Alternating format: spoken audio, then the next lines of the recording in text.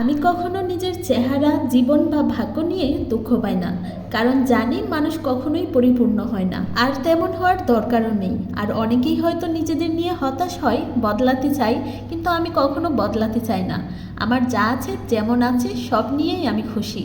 আমার হাসি, আমার কষ্ট, আমার ভুল সব মিলিয়েই আমি জানি পৃথিবীতে কেউ একেবারে নিখুঁত হয় না, তাই নিজেকে নিয়ে কোনো অভিযোগ করি না। নিজেকে ভালোবাসি ঠিক যেমনটা আমি। আমার জীবন আমার মতো করেই সুন্দর। আর আমি শুধু সেই সব লোকদের কাছ থেকে দূরে থাকি যারা মানুষকে তার ভাবনা, কষ্ট, চেহারা, উচ্চতা, পোশাক বা বাসা দিয়ে বিচার করে। তাদের সঙ্গে আমার পথ মিলে না। আমি যেমন তেমনটাই ঠিক আছি, এটাই আমার সবচেয়ে বড় শক্তি। আসসালামু আলাইকুম ভিউয়ার্স, কেমন আছেন সবাই? আলহামদুলিল্লাহ, আমরাও ভালো আছি। প্রতিদিনের মতো সারাদিনের একটি ব্লগ শেয়ার করব।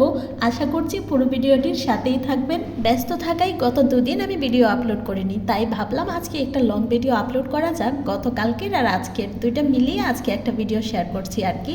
আর এটা ছিল গতকালকের ভিডিও। সকালের নাস্তায় রুটি বানিয়েছি, ফ্রোজেন রুটি ছিল, তাই ভাবলাম সময় যেহেতু আছে একটু রুটি বানিয়ে রাখি। গতকালকের জন্য বানিয়েছি, আজকের জন্য আর কি।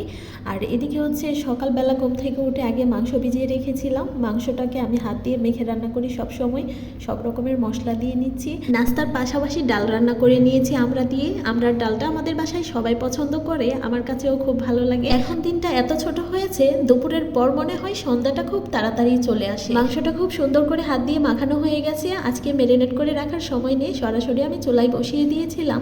যখন মাংসটা কষানো হয়ে গেছে তখন একসাথে ঝোলের পানি দিয়ে নিয়েছিলাম। আজকে কিন্তু টমেটো, আলু দেবো, তার জন্য আলাদা করে কেটে রেখেছি।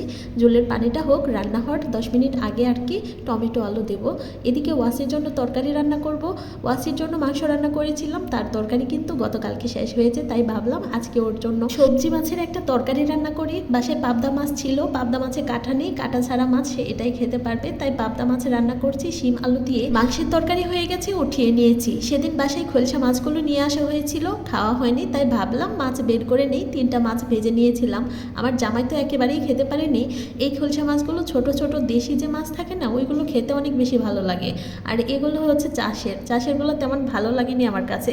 এভাবে মচমচে করে ভেজে নিয়েছিলাম আর কি। তারপরও সব মিলিয়ে আলহামদুলিল্লাহ। সন্ধ্যাবেলায় আইসক্রিম খাওয়া শুরু করেছিলাম, তবে আমি কখনো আইসক্রিম লুকিয়ে খেতে পারি না, আমার ছেলেটা দেখেই ফেলে, তাই দুজন মিলেই খাচ্ছিলাম। ওর মুখের অবস্থা তো দেখেছেন কি। গতকালকে মাংসের তরকারি অনেকটাই রয়ে গেছে, তাই ভাবলাম আজকে আর তেমন কিছুই রান্না করব না। 2টা ডিম ভুনা করে নিয়েছিলাম, সাথে ডাল রান্না করেছি আজকে আবারও।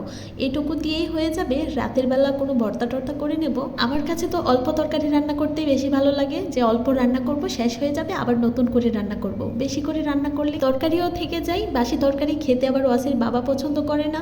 আজকের ভিডিওটি এ পর্যন্তই। কেমন হয়েছে কমেন্ট করে জানাবেন। সবাই অনেক বেশি ভালো থাকবেন, আমাদের জন্য দোয়া করবেন। আল্লাহ হাফেজ সবাইকে।